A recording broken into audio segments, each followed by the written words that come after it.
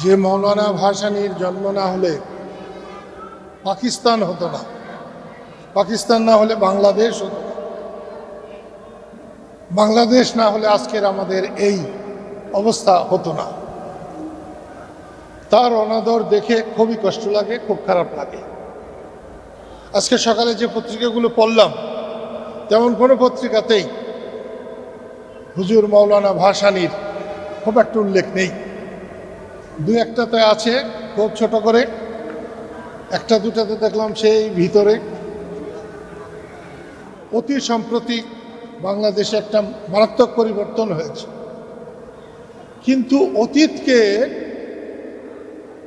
বর্জন করে, অস্বীকার করে এই পরিবর্তন যদি কেউ করতে চায় তাহলে সে আহাম্মকের স্বর্গে বাস করছে। দুদিন পরে তাদেরকেও এরকম হতে হবে।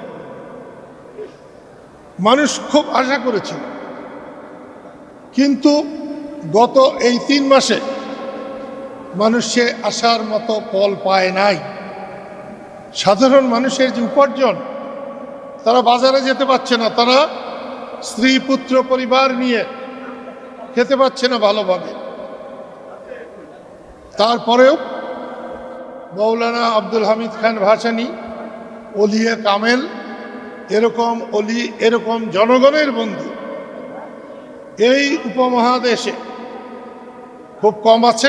যারা সরকার চালাচ্ছেন আমি তাদেরকে অনুরোধ করব, তারা যেন দেশের মানুষের কথা বিবেচনা করেন। ক্ষমতা কারো জন্য চিরস্থায়ী নয়।